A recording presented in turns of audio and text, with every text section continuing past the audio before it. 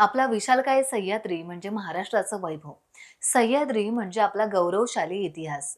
सह्याद्री पर्वतांचा गडकिल्ल्यांचा हाच इतिहास जाणून घेण्याकरता रायगडच्या सुदेश परब आणि ज्ञानेश्वर नाईक या दोन युवकांनी एक अनोखा उपक्रम पार पडला.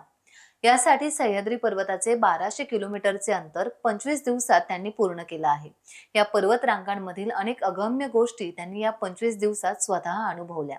त्यांच्या याच अनुभवांची माहिती जाणून घेण्यासाठी सृष्टी फाउंडेशन परिवार रौप्य महोत्सवाच्या निमित्त रोह्याचे प्रांत अधिकारी ज्ञानेश्वर खुटवड यांच्या मुख्य उपस्थितीत सुदेश परब आणि ज्ञानेश्वर नाईक यांची प्रकट मुलाखत आयोजित करण्यात आली होती.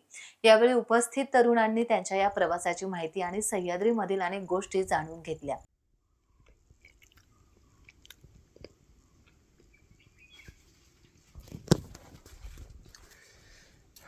ट्रान्ससह्याद्री मोहीम दिवस 21वा.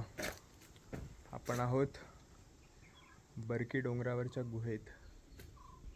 जवळपास 1050 किलोमीटर क्रॉस झालेत आणि आता घड्याळात वाजलेत 4:20. पलीकडे वाशीमध्ये उतरायचं आहे, तिथून पडसाळीला मुक्काम आजचा. उद्या मुडागड मार्गे कोद्यातून पुढचा रूट.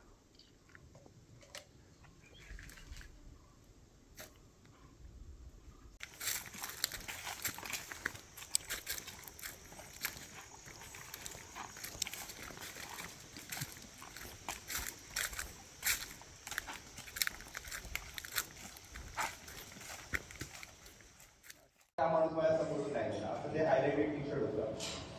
दादर गावातली माणसांनी मला असं सांगितलं गेलं की इथून असा कोण माणूस गेलाच नाही. त्यामुळे म्हणजे ज्यामुळे मी घाबरलो. एकंदरीत या संपूर्ण प्रवासाकडे बघताना खूप चॅलेंजिंग आहे. याची तयारी किंवा याचं नियोजन हे पण तितकंच चॅलेंजिंग आहे. एवढं इथे आवर्जून सांगावंसं वाटतं. नवीन पिढीला याबद्दल सांगायचं म्हटलं तर करायला काहीच हरकत नाही आणि केलंच पाहिजे, कारण हे सगळं आपलंच आहे, आपलंच वैभव आहे. हे नवीन मुलांनी पण हे अनुभवलं पाहिजे.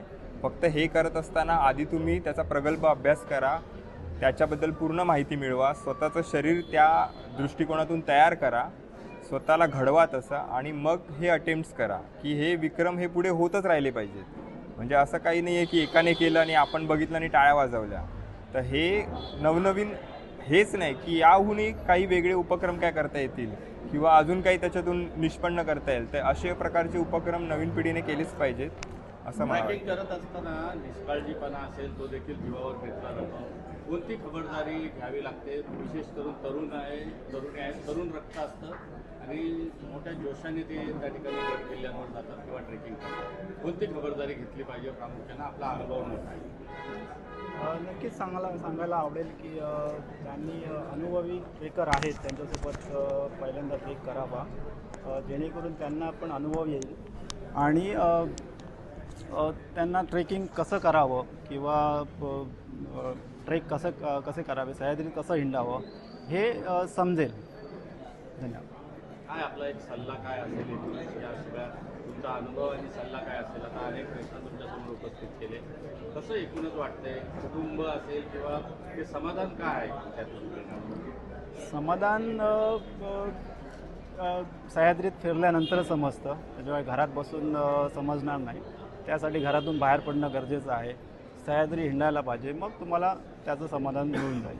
आपल्या या प्रवासात चॅलेंजिंग काय राहिलेलं किंवा खडतर एकदम ट्रेकिंग कोणती होती, काय होती, कसा अनुभव होता?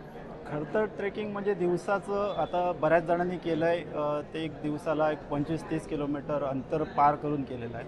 आणि आमच्यासमोर चॅलेंज होतं की कमीत कमी 50-60 किलोमीटर करणं. ते एक मी सांगू शकतो की ते चॅलेंज होतं. त्यासाठी आम्ही पूर्वतयारी केली 2 वर्ष पूर्ण.